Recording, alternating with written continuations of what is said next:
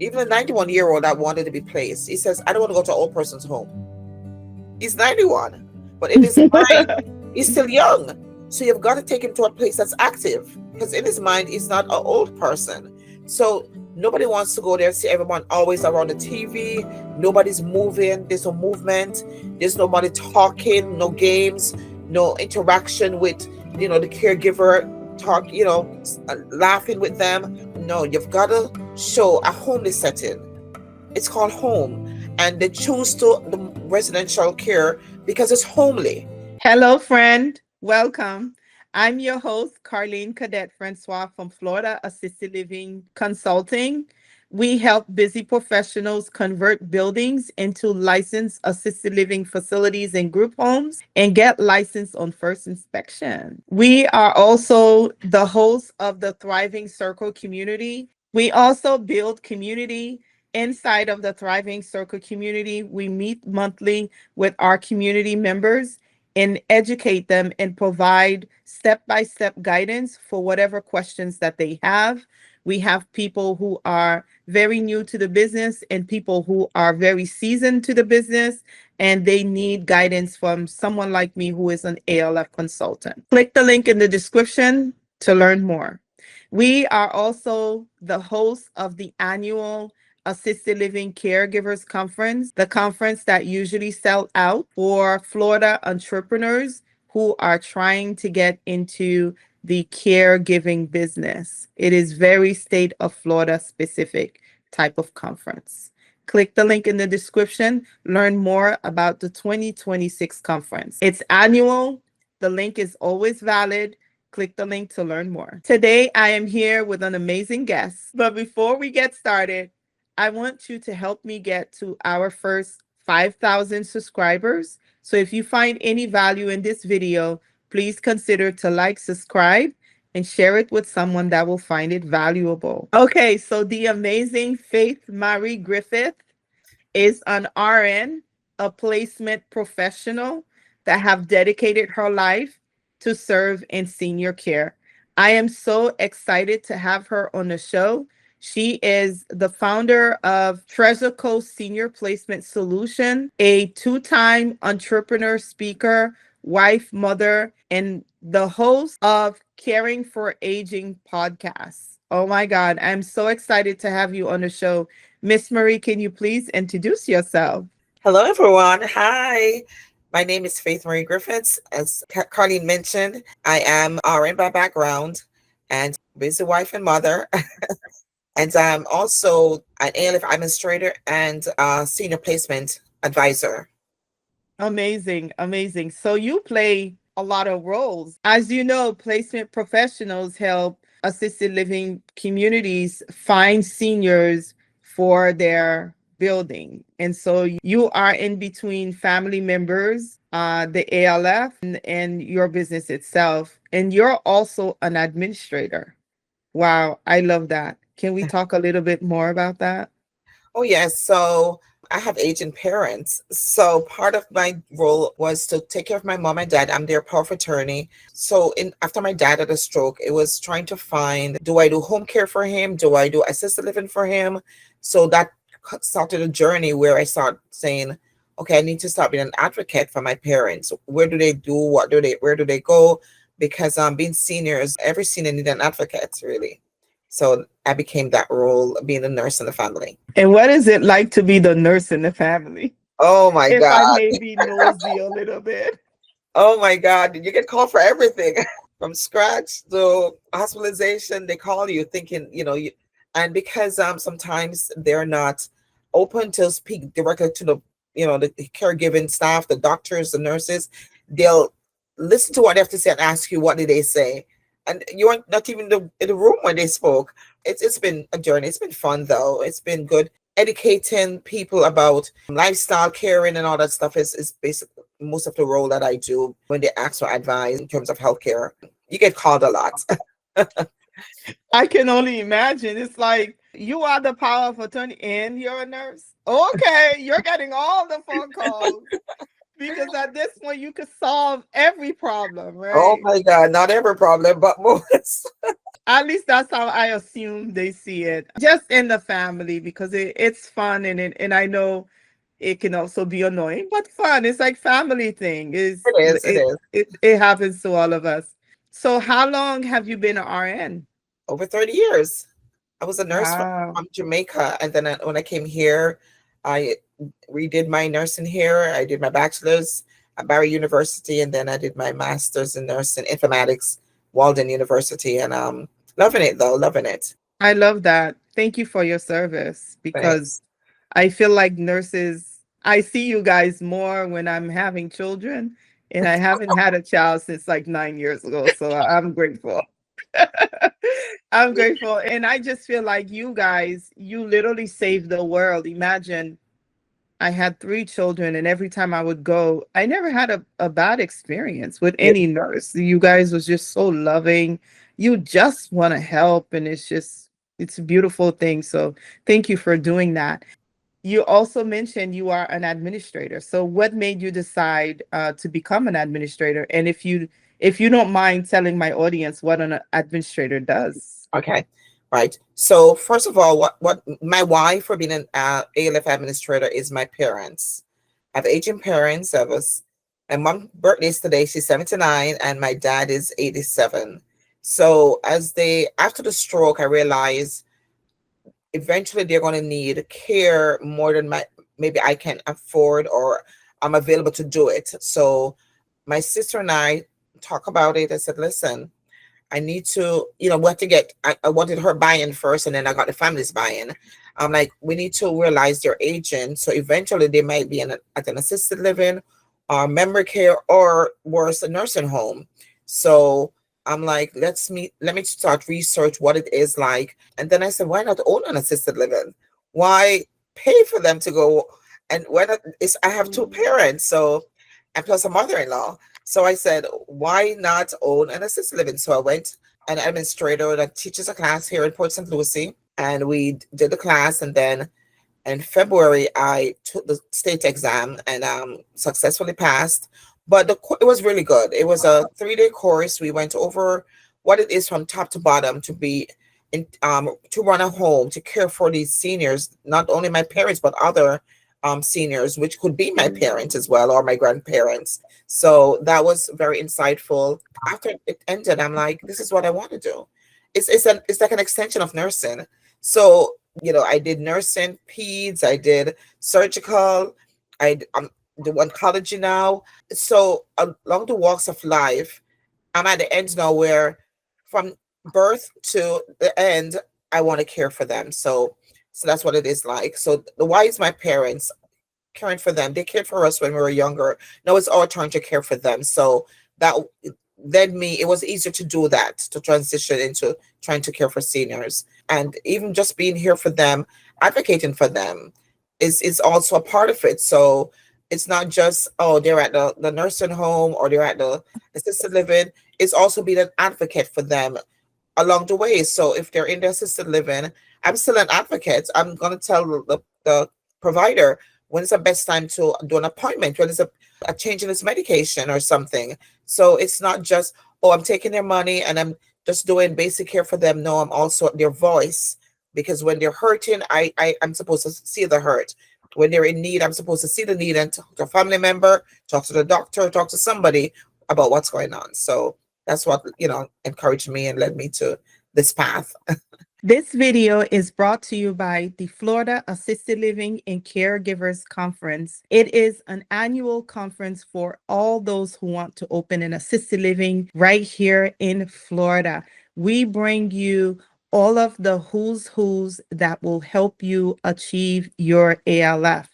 We have caregivers, we have people that already have their assisted living up and running, and they are here for resources. We have caregivers caring for mom and dad at home, but lack resources, so they show up for more resources. We have investors that are in the room looking for partnerships because they don't necessarily want to manage, but they are looking for someone to do the day-to-day while they can do the other investments. We also bring to you all of the sub-industries, those providers that help you get your ALF up and running, the providers that will come to your ALF to provide services to your seniors. We bring everyone in the room for the first time. This event normally sells out. Click the link in the description and I will see you in the room. I love that because you are the caregiver. Yeah. Like Yeah.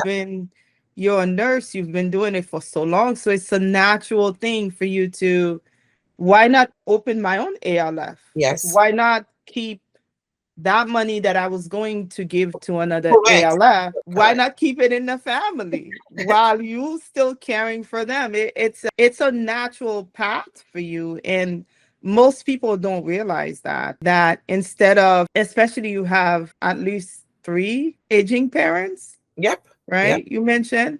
Yep. So if you're a 6-bed ALF, that's half of your Correct. census right Correct. there. The Correct. money that you're keeping. And if you're a 15-bed ALF, you're almost there. Yeah. You're almost there. So it's like, It's and, the and first then step. go ahead. It's the first step to being a full. Yes, I mean, you're starting, you will never have to go through, going over. I find that getting that first client is always the hardest because families will visit and then they're like, oh, I don't want mom to be the only one here. When in reality, mom is going to be spoiled being the only one here. Everybody's Exactly. coming to her. But nobody really wants to be the first one when in reality the first one is the best. So if Exactly. you're watching this, mom will be spoiled being the first one because everybody's coming. She goes like this and everybody. It's running. She's either the queen or he's a king. Correct. Yes. And so amazing that you took the time to actually think this through. And the fact that you're an administrator and you're a placement professional, I feel being an administrator also educate you how to be the best placement professional that you can be because you understand what the administrators are going through, or you understand what they should be doing and True. what they shouldn't be doing. So it's amazing to see that you have both of them in order. And we do offer an administrator review training Mhm. that helps our own administrators pass that state exam because it's scenario based and it can be challenging, but congratulations, you crossed that path. Thank you. Thank you. But I did watch you. Well, you wouldn't know, but because I saw you popping up on YouTube, and I'm like, oh wow, you're very knowledgeable too. So it was nice just hearing you, hearing your different speaking events. It kind of helped me to get to where I am at because not, seeing mentors out there, like you're a mentor, the person I trained with was a mentor, seeing them talk, live the walk and stuff, it makes it easier for people like me who want to attain to being an administrator or being a placement agent. Having a mentor is ideal. You cannot walk this walk alone. You need people who have knowledge before you to grab onto their knowledge and run with you. So thank you also for your service, for being a mentor to so many of us. You're welcome. Thank you so much for sharing that. That's what we try to do. Yes. Because this industry could be so tight, so unnecessarily tight-lipped. Correct. I, I just don't get it. Nobody want to share information. And I went through it when I got into the business, because my story. I did not come from a nursing background. I came from law enforcement. So when I got into the business, I had my insecurities. Like one big one was around medication management. I just didn't want to get it wrong because I know I was not a nurse. So I did my homework, but then I had issues with finding people that would help, or that would say come alongside me, or that would share information. Correct. And Correct. I said to myself, if I succeed at this, if I am good at it, I am going to pour all this information out. And Beautiful. it's amazing to see. Yesterday, I was on a phone with an individual that was watching me on YouTube and was able to get themselves almost like licensed. I spoke to Oh, another one that came to my conference, and she told me that she was able to get herself a license from the information that is online. And beautiful. that to me is the biggest gift, to know that the information is so valuable and that people are using it to change their lives and to change Beautiful. the lives of seniors. And it makes me really happy. Congratulations to you as well for that. Thank you. Thank you. I appreciate that. And so, for someone watching this right now and they hear you're a placement agent, what is it that you do for them specifically? And when do you come into play? Okay. So as a placement agency, or agent, I should say, I'm a senior placement advisor. So what I do, I empower people to choose what's best for their loved ones. Is it an assisted living? Is it an independent living? Is it memory care? Is it hospice? Is it respite? So my duty is to guide and empower people what is the right fit for your loved one when they get to an age where they need to be cared for. So I'll hold your hands. I have a list of, I support the treasure coast from Vera Beach to Obi Sound, Little of Jupiter. And my guide is to show you all the facilities. You do the choice. What is the right fit? Is it being close to your home so you can visit the senior, or is it what's best for the senior, which means it might be far away from you, but's best for the senior. So my job is to find the right fit for a senior living community for you or your loved ones. You could be a senior watching. And then I do a virtual tour. So on the website, you get to see all the facilities. You get to choose, we look at three, and then from the three, we do a physical tour. I'll do basically an initial consultation with you. I go over your meds. I see, what meds are you on. I do all your activities of daily living to see what care needs you have. And then we might look at a little of your financial. What can you afford? Because you can maybe afford much, you can maybe afford little. So we've got to stick within your budget so that your money don't run out. So why choose something very expensive and then your money run out? So let's stick with your budget, and then we see what's the right home for you. And then we involve your family as well, because we need them to not just put you at a facility and leave you alone. We need them to come and visit. We want to even keep your talents. So recently we placed a 91-year-old male. Although he was legally blind, but he loves to play his guitar. So we told the facility, listen, let's utilize him. Let him be a musician in the home. Give cheer to the home. Could be once a week. So he looks forward to saying, oh, I'm going to be the musician today. And oh my God, they love the idea and he loved the idea, because that's the wholeness. That's bringing wholeness to the person. Not because they're now maybe going to a facility. You give they're stripped of their dignity or their independence. So our job is to, whatever talent they have, keep that wholeness within them and have the care home be a happy home, because a happy resident is going to have a happy home, and you have happy caregivers as well. So that's part of my job. And my partner as well. I have a partner that we do the business with. We visit the different facilities. We make sure, again, most of them are on the ACA website. So I go look at their review to see are they a good fit. We sign an agreement. It's not a contract. It's just an agreement saying, if I have a senior that matches your needs, I'll bring them here. We'll tour. It's their decision to choose a home. And then we continue to look out for them, because we just don't leave them at another facility. We try to visit and see, was this a right fit for you? Are you happy? Are you comfortable? Not in a negative way, but just to ensure, is there anything else we can do to make this stay a happy stay? So that's part of it. And for the family, because sometimes the family feel like, oh, I don't want to put my loved one into a home. Sometimes that's the best thing to do. As caregivers, sometimes you need a break. It could be a respite where it's just a seasonal relief from the caregiver that allow both you and the resident to kind of take a break from each other and then start over again if that's the decision. We guide, we empower, we educate, because we have to, educate about the different type of facilities. Is home care the right fit? Then we get a home care agency to come in. Senior living the right fit? Then we get a senior living community to come in, and then we, empower them with knowledge, educational stuff. We send out, like, we do a podcast where we talk about caring for the aging loved ones. So that's also educating the caregivers how to handle the seniors. We did for Alzheimer's last month. What are the signs, how to care for them. And this month is advocacy. And, so our job is to empower, equip, and guide them into caring for the seniors until, the end of life. I love that. And you mentioned a few things, and I took some notes. So you have home care. When would these different types of settings will play a role?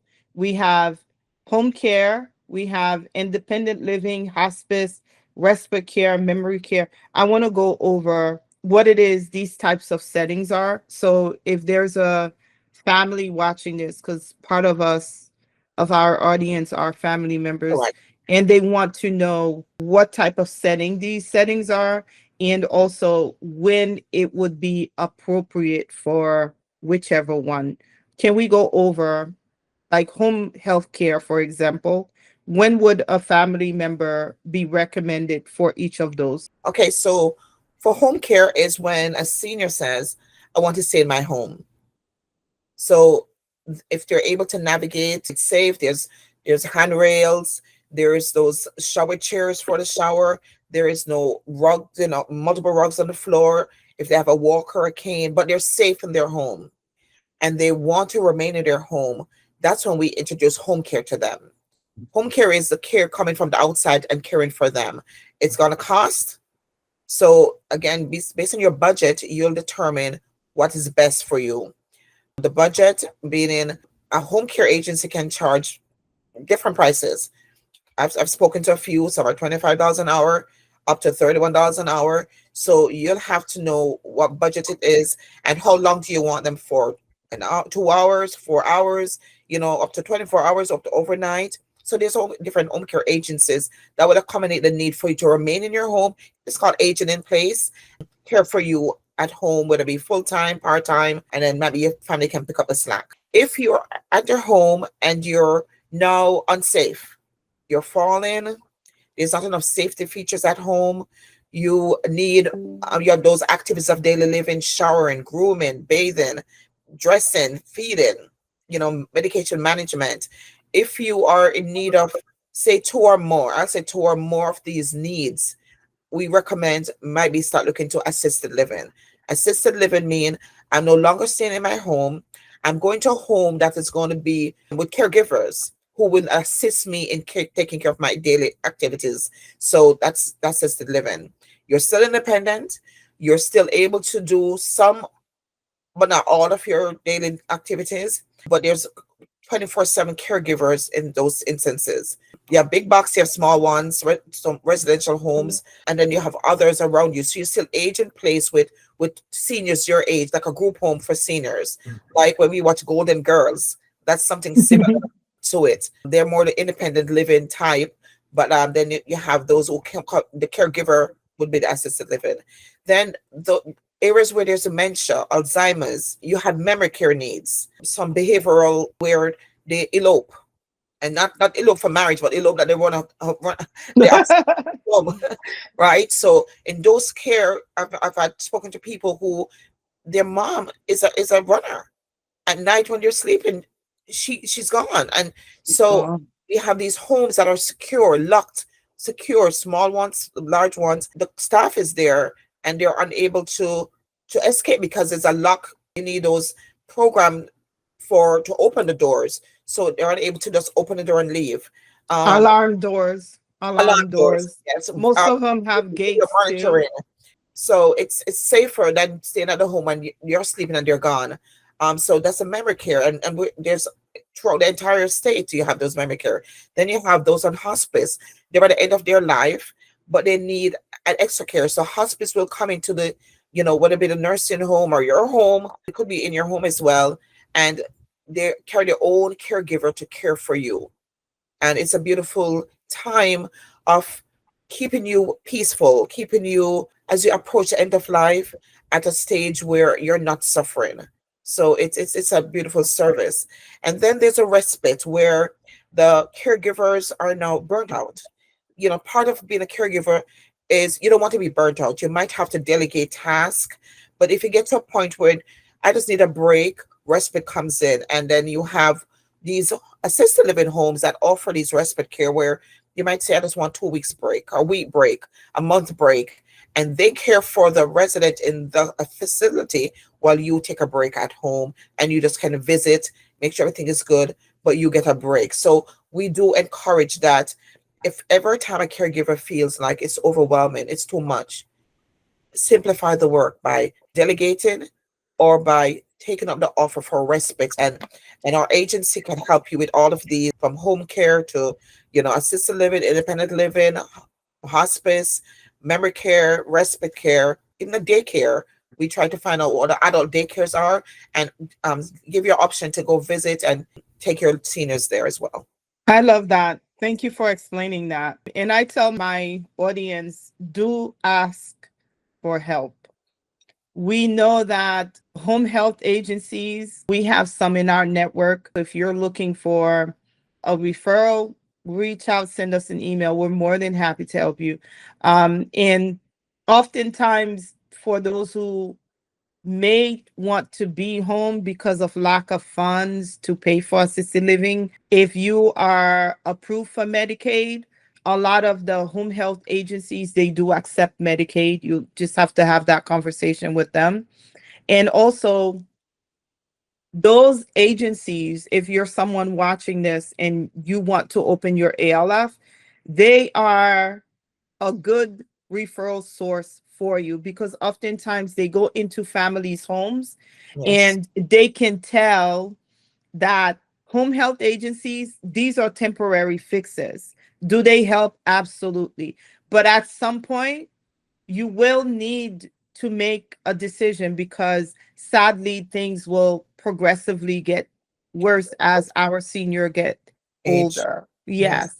And so for like independent living, for example, independent living don't provide a lot of the help that assisted living does. They are more so like they're watching over your senior, but your senior needs to be what it says, Mhm. independent as possible. Although there are some things that they will help them with. Care, no care. No care. Yeah. Yes. So no care. It's more so like affordable housing for seniors. You're living in the home with other seniors, but you must be able to do things on your own. If you can't stay at home, you probably are not a good fit for independent. Well, you definitely are not a good fit for independent living. Okay. So those are the main differences. And then we have respite care. So I tell my clients, when it comes to respite care, if you are a newly licensed assisted living community, you want to offer respite care, Mhm. because it gives you the feel that you are operating and you start helping people. And then at some point, once that family comes to you, they do all this paperwork, because you're going to treat respite care as a new resident come in that first time. But Mhm. now you have their file. Every time they need a break or they need a respite, they'll bring their senior to you because you love them and you care for them. And Right. then the family member is easier for them because they don't have to do all this paperwork over. It's just an addendum at this point. And then now, when mom really need an ALF, it's a no-brainer that they Correct. bringing mom to you, right? It's a And then transition. go ahead. I'm It's a sorry. transition. Yeah, it becomes an easy transition. So you definitely want to take advantage of offering these services. Also, memory care. We know that if you are an ALF, usually they charge more money for memory care because you have to have more staff. There's more training. You have to do, all of these different things with the building, for example, the doors and things that you have to add. So it's more so like specialized training, but there aren't any, you don't have to ask ACA for a new license. That Mhm. same license you have, you just have to do the educational training and then you can become a memory care facility. If you have more questions on this, feel free to send me an email. I can explain to you, let you know what those classes are, but they're basically structured around Alzheimer dementia training, and there are time frames that you have to take those classes and make sure your staff are taking those classes. Inside of the Thriving Circle community, I have the policies you have to have. I have the classes that you have to take, when you have to take them, a checklist. So click the link in the description. You can learn more about how you can make the most out of the same bed, and also how you can make the most difference for a senior person who is suffering with Alzheimer's and dementia. What else I want to cover? Hospice. So she mentions hospice. So hospice is one of the services that will come to your home. They provide you, for example, a specific sets of hours. So they'll send you a caregiver maybe for an hour a day, 3 times a week or 2 times a week. Sometimes the most I've seen is 5 times a week, but that's not normal. The norm I've seen is 3 times a week. So they'll go to the family's house. You don't have to be at an ALF, but they'll also go to an ALF. It's a good way to add value to the seniors, to give the family member some help, because you know you're getting that help. If you couple it with the home health, now you have some type of help that you can juggle around until you really need to make that decision. And for people listening who are trying to open an ALF, all of these things that Marie Griffith talked about, you want to network with these people, you want to have relationships with them. And thank you for bringing those up. She also talks about music, right? Can you tell us a little bit more about music?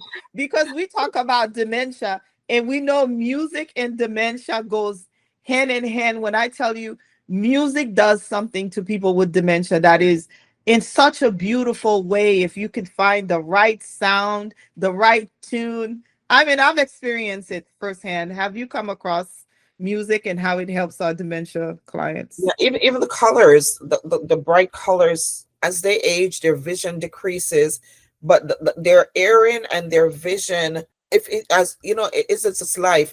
When one goes lower, the other one is more alert. So because visually they're decreasing, and you've got to have the color scheme to help them see, the hearing is more attuned. So for them, music, they cannot move like they used to when they were younger. But music lifts their soul, their spirit, and it lifts them up and encourages them. So it's just bright, it's beautiful having music, some type of music therapy in the home that calms and just lift their spirit. I've walked into a few homes, and there is the TV with sound effect.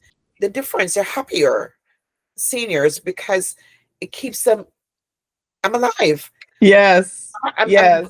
great this morning, So we encourage homes not to just be a home that's not stimulating, but you've got to be stimulating the seniors. And I know most of the homes do some level of activity, and not just the TV therapy, but additional music therapy, or as I said, if they're talented in other ways, use their talent. Yes, I love that. When I used to manage, because I was a small dementia focused facility, so we had music, we had all types of music. Depending on who was up doing what they do, we had music playing for them. And you just see they start singing, they start moving their legs. I'm just like, oh, this makes me so happy. And other times they like to do things with their hands. I had a particular client, she loved to fold towels, and Wonderful. we would just put the clean towels in front of her, and then she'll be folding them, she'll be doing stuff with her hands, Mhm. and that was her activity. And different ones will like different types of activities. Find what it is that makes your senior happy. Yes, Do it as often as possible. Our seniors paved the way. Like, even someone like me could be who I am. And a lot of it is because they fought the fight. Now they need us. Find correct, what you got to do to make them happy, right? And treat them like you want to be treated when you get to that age. That's what correct. I tell my caregivers. Mhm. And so, how can community owners, let's say I own an assisted living, how can I make your job easier to where you would want to work with me as a placement professional? Thank you. So, as a placement professional, working with assisted living, mainly assisted living, it's if you are empty or you don't have to be empty, but you need a senior, my job comes in to meet you, see the home. Is it the right fit for whatever senior? Every senior need a home. A senior might can afford more, so they go to the big box, or they can afford little, so they go to little residential homes. But every senior, there's a home for every senior, really, based on their culture, their budget. Again, one of my last senior, he grew up in Haiti, so now he's, the same 91-year-old. He needs to go to assisted living. So, we took him to multiple home. But then when we got a home owned by a Haitian, it was his right fit. It was just right for him. The culture, the language, sometimes as we age, we go back to our roots. I'm Jamaican by birth. So I get around people in Jamaica, we go to our language, patois. So, Yes. so for him, although he was English speaking, his roots was in the Haitian language, Creole. So he wanted that set in. It was perfect. So, keep your culture going. Keep the contract with a placement agent, and you want an honest placement agent open. You want to keep your doors open to say if a caregiver calls and says, "Do you have an opening? Can I tour?" Keep the place clean, keep it lively, keep it homely. And so as soon as we call you that we have a family that might want to tour, it's available for them to tour and feel like this is the right spot. Because sometimes they'll walk in and says, "This is it. I'm not going anywhere else." So keep it welcoming. I remember I was touring a facility, a big box though, and when I got there, my name was on the board, and I felt like, wow, I belong here.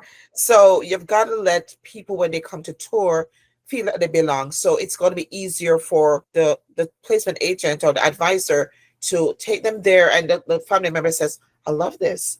Oh, well, I think this is the right fit." So that's some of it. Keep it and be friendly. Keep the lines of communication open. Don't be, oh, I can't talk today. I can't do stuff today when a family needs to meet you or come to the home. Just be available. Show that I was saying the family is not the enemy. The obstacle assisted living, they are an addition. So when a family needs to come, or if they are a senior in the home and they want to call and visit, remember, we're working together, we're partnering.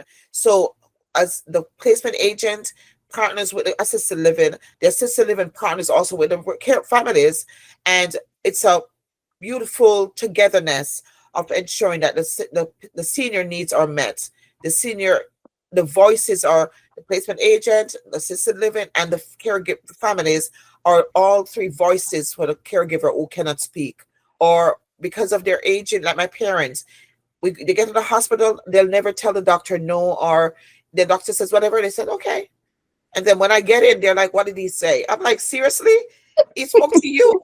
But because of their age, their politeness to authority, their politeness to, they think they should never talk back to persons in charge. So we are now become their voice. We now become advocates for them to say this is what they need to do. So that's how we partner together, both the placement agent, the assisted living, and the caregivers, the family members, to ensure that we are the voice for the seniors. I love that. One thing I do want to go over though, there is like the misconception that the smaller setting need to charge less, when in reality, and I'll go into why the assumption is there, because you kind of touch a little bit about why it's there. When in reality, the smaller setting provide more care than the larger setting, because families will pick a larger setting when mom is more active. She's more focused on going here, going there, doing Mhm. activities, different. Like the day is full of activities, okay? Because she may need medication reminders, but there's so much for her to do where the focus is to keeping her busy, right? At some point, mom is going to need more help. And then typically, what the larger setting will say is, We don't provide that type of help for this many activity of daily livings. We Mhm. only cover, two, and now she needs three or four. Now you have two options. You can either hire a 24/7 sitter, and by the way, you have to pay it, Mhm. or you can go to a smaller setting where mom will be able to have the right staff to resident ratio, and they can provide that level of care. See, the larger setting have a different staff to resident ratio because they attract more active residents, people Correct. who just need to be busy with activities, may need help so that they don't wander and escape, or to take their medications on time. But beyond that, they're fine, right? But then when you go to a smaller setting, we should be charging more Right. because the larger setting refuse, well, because of their licensing and what they do. So I'm not saying refuse as a negative, right? They had to refuse that resident because they can no longer cater to it.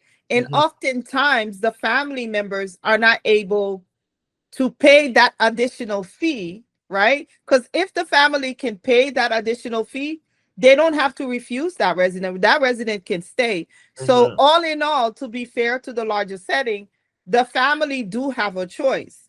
And if they pick to go to a smaller setting, and now we are there to care for this resident, we are there to love up on them, to help them with, as long as they remain admittable within our licensing standard. And sometimes I teach, and I also teach my audience, keep them to age in place. And with the help of hospice, licensing upgrades, you can do a lot of that. We cover some of that inside of the Thriving Circle. You should be charging more than the larger setting Yeah, because because they're you more provide, intimate, more huh? intimate care. They provide more intimate care, as you said, one-on-one with the residents. Yeah. Yes. So don't box yourself into a corner because you're a smaller setting. You feel you need to charge less. Do charge more. When I was a smaller setting, I charged. Okay, because this allowed me to hire competent staff. This allowed me to feel good about what I'm doing because I'm not financially struggling, and the business run like there's money flowing in it. Correct. And you need money to do that. I find the smaller setting struggles more because they don't have enough money. They're in the wrong mindset that I am a smaller setting and I need to charge Le- less. Mhm. That is not true. Inside of my Thriving Circle, I have my people, by the time they open their ALF, they already, like, they're going out there not just as a caregiver but as an entrepreneur, a Yes. business person that knows you need money to run this business, right? And those who already have their ALF running, one thing we do with them is we go over their fees and we go over what needs to be done so that you can have more money flowing in. Sometimes, sadly, I have to advise them, you need to discharge this resident. Here's a template for rate increase letter.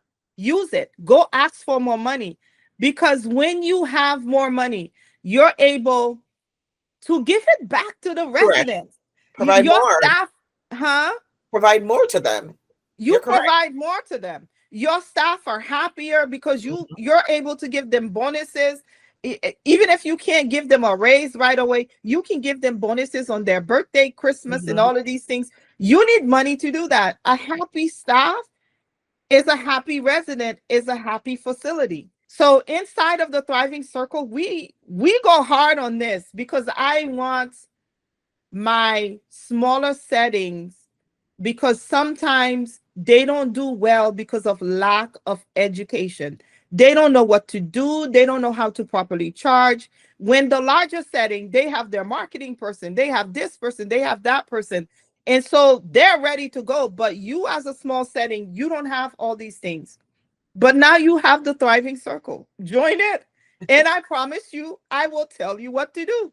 I will tell you how to deal with placement agents, how to, because I know there is a fee for marketing for placement Correct. professionals to be able to bring you those clients. Is there anything that you can say as for, I know that there you give enough time so that the facility can be able to pay for the marketing fee Investment. to Yes. help you find more clients that you have coming in. Is there anything that we as a facility can do besides making sure the facility is ready to go? And I tell them, make sure the windows are open, make sure there's bright lights. No family members wants to come in and leave mom in a dark place. Correct. It's just not what it is. Person. And they pay attention to the other residents. Do they look dead? What you have going on. Is your staff member extremely grumpy? Are they giving you one-liners? No, yes. Like, is there any open, and can you elaborate without me, sucking it out of you? Like, be a social butterfly. And if you're not a social butterfly, you do not want to be front and center running an ALF. You should not be hiring Grumpy Susie. Please don't No. hire Grumpy Susie. Because when Miss Marie comes in to tour your ALF and not too many words come out of your mouth, the family member is paying attention to your Yes. vibration, to how the place is all dark. Curtains it's 12 o'clock. Why is it so dark in here? These are the reason why they assume smaller settings should be charging less because of the bad examples. Well, now I'm telling you, if you don't know what to do, come into my community and I will tell you what to do, because you're providing care, but there's a way to provide the care so that it doesn't make everybody look bad. Most of the smaller settings, we do what we're supposed to do. We have activities. We make sure we find out what our residents like. We play the music. We find out what we got to do. Games. But Yeah. then, but then the bad ones make it look like we're not doing what we're supposed to do. Yeah. And I do believe it's a lack of training. Caregivers are caregivers. Clearly, you're not doing it because you don't care. We need to train you. We need to make sure you're up to date. That's And true. so, any thoughts on that? No, I was just saying that's correct. You are correct. It's not knowing how to do what to do best that causes persons to be, to look down on the industry. But if you get a mentor, you got to have a mentor. Persons use other person's knowledge to better yourself, to grow, to scale. You've got to use a mentor. Persons who are ahead of you or have done the job, know what to do. You've got to activate that and make your and be a better person for your facility. I agree. And you mentioned that you also look at reviews Yes. when Take you're reviews. coming to an ALF. You look at the reviews. What are some things that you look at, and how do you assess the reviews? I tell my audience to make their Google My Business page, and if you don't have one, please give us a call. Join the community. We'll show you how to do one. Correct. Make it look like your first impression. And so how do you assess that Google business setting? And if you don't know what the Google business setting is that a link where they can get the address to your facility, and you have to actually create an account, set it up where this is where people also go to give you reviews. How do you assess that to say, oh, this might be a right fit for the resident? Well, reviews are iffy because you can do the best you can, and one mistake, and I could be a caregiver and they give a bad review, or a resident caregiver a bad review. So it's sometimes not. It's not the weight that I use. I look at it, but I also go to the ACA site and look at the reviews, the state review as well. What are people doing? What are they saying? If there was a deficiency, how quickly they correct it. I also like interact with the family members. How do you feel about being there? As like it says, hospice might visit, home care. What does the community have to say about that home? You've got to have the community outside of the home. What are the vibes about this place? Is it a positive one or a negative one? So it's multiple, different things that I use. And also, as I mentioned, if you put a senior there, you got to visit and get feedback from the senior. You can't just place them there and leave them there. You got to get feedback. Like, Like I had a caregiver take care of my dad. She didn't last long because it's choose home care. It's like she was so rough. She's like, she came to give him a bath. Get up. It's time to get up. Oh, And he was like, he didn't want to hurt her feeling. So he got up and then after she left, he said, no, I don't want that one. She was too rough. yeah. They're seniors. They're still alive. They're still a human being. How would you want to talk to your parent that way or your loved one that way? So you've got to. And So you you know got what? to. If You they got do talk, to- if they sadly, they probably do talk to their parent and their True. loved one that way. True. True. And this is how they can become so comfortable Talking in to a us. Yes. position where they can get fired talking to someone else like that. And if you're watching this, you talk to your parents like that, you need to stop. Yes. You Yes. truly Yes. need to stop because they don't deserve it. Correct. Correct. So you've got to listen to what the seniors are saying, listen to what the other persons are saying about that facility, because that's the only way you can take a true statement. There might be it could be a big box or a small residential. What person's perception and what's actually happening can be two different things. So you've got to listen, and hear what both the senior and what the home is saying and what the community is saying about that facility. Yeah. I love that. So if a family member is listening, how can they help you help them? What are some things that they can have in place that will make your job easier to help them? If you're a caregiver, whether it be new or existing, you've got to have to be the voice or an advocate for the senior. You've got to have the papers, get the legal papers signed, notarized. You've got to tell your loved one, for me to be a voice to you, I gotta have it legally, and that's what called a power of attorney, or whatever Healthcare for surrogate, legal healthcare surrogate, surrogate, whatever HIPAA compliance. form that Mm, having a form is not even, it's just a weak thing, because being a voice, for me to be an advocate, I need a form to be signed, but at the same time, I need to open my mouth and advocate for you. So for me to help you, try to be an advocate for your senior, get the form signed, the power of attorney, the healthcare surrogate. Then if you come visit my website or call my number, I'm here to walk you through what are the options for the senior, and then we can find the right placement. You can visit the website to see all the facilities in the Treasure Coast area, and we can look at it virtually, then visit.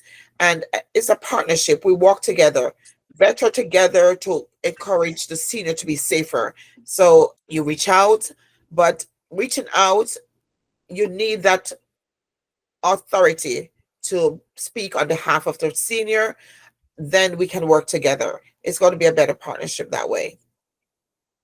yeah, you definitely need to have the proper paperwork. We have different attorneys that can help you with those. So if you need any assistance, you can just send us an email. We're more than happy to send you several that you can work with, see who you align with. And but yes, you do need those paperwork. We had at least 2 podcast interviews where caregivers, they're actually caregivers, were talking about how much of a nightmare it was to be able to help their parents because those paperwork are not Yeah. in place, Yes. and then dementia shows up. It's just like, you know, get them, get those paperwork ready Now, before you need yes. them. Yes. You need your power of attorney, you need your healthcare surrogate, you need the HIPAA compliance.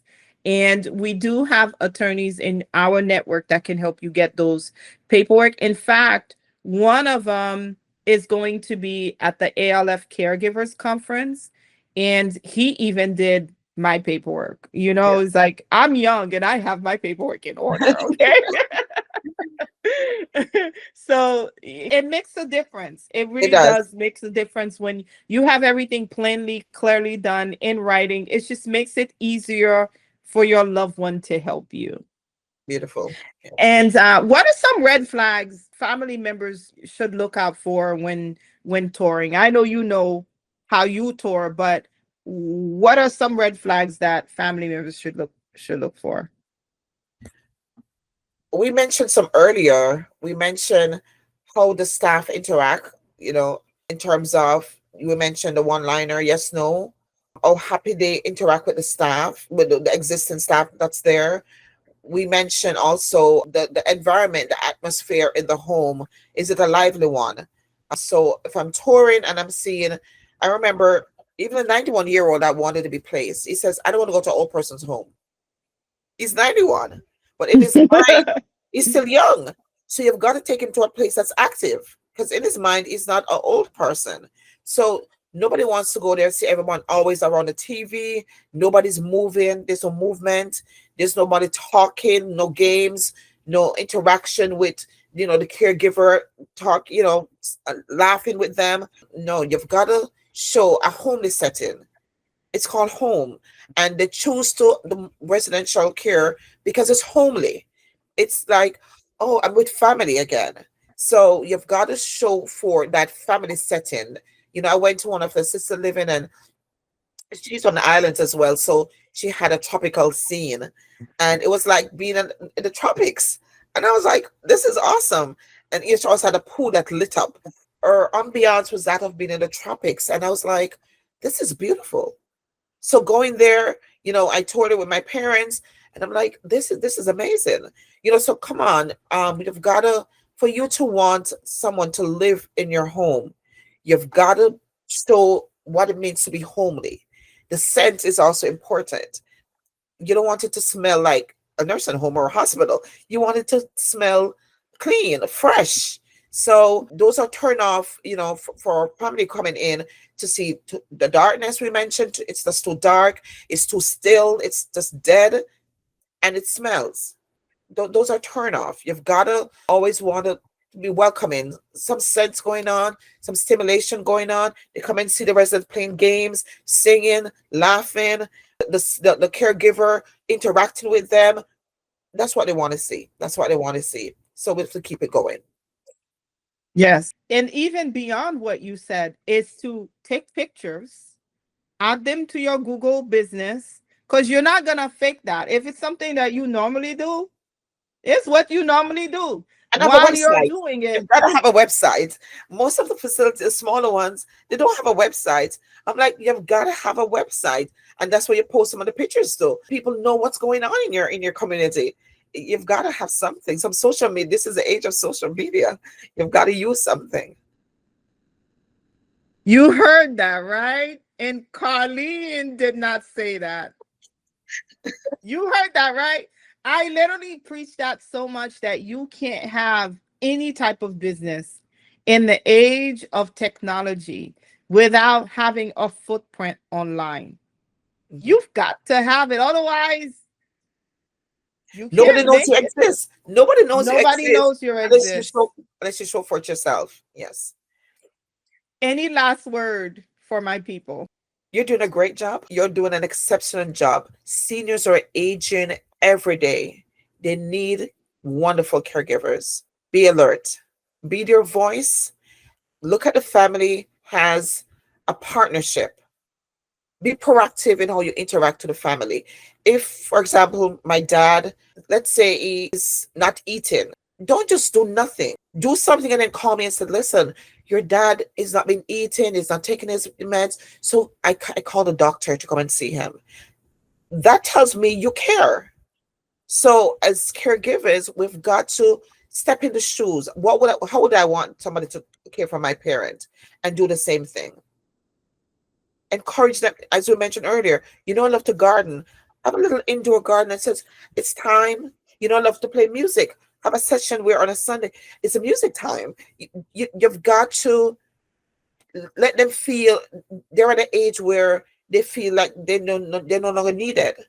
Our job is to let them still feel still the dignity they have, what little they have, they're independent. Let them keep that dignity, the independence, and feel happy being here, home away from home. You are literally their home away from home. So my lovely caregivers, you are very important to the business, to the senior, to the state, because Florida is like a senior state. But we need you to step up, be more knowledgeable, be more sociable, and be more welcoming to seniors on a whole. To my families, you've got to be a voice to your loved ones. You've got to be an advocate. Be there for them, whether they're in a home or in your home. You've got to be there for them, knowing that they cared for us. Miss Connie said earlier, they cared for us earlier when we were children. Now it's our time to step up and care for them. They're here with us, and every day the baby boomer is aging. Every day we're getting more and more seniors in our society. So we've got to do something better for them. Thank you for listening, and thank you for having me. I love that. And Florida is definitely the number one state for seniors. Everybody comes here. Out of all the states, Florida is number one. Florida is number one. And this is one of the reasons why I specialize all of my services for Florida. I don't have the time to go learn the number two states when Yes, I am right here in the number one state. Why would I do that? Why would I do that?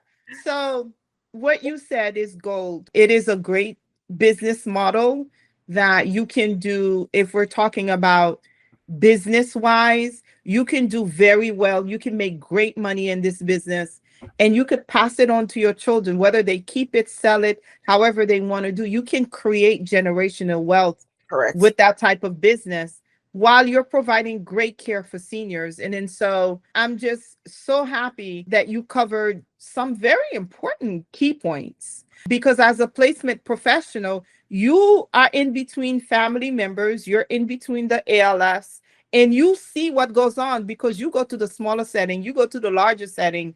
And so your eyes are like, you've seen so much. Mhm. And so what you have to say is very, very important. How can my audience find you?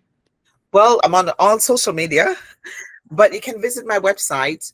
It's called tc-seniorliving.com.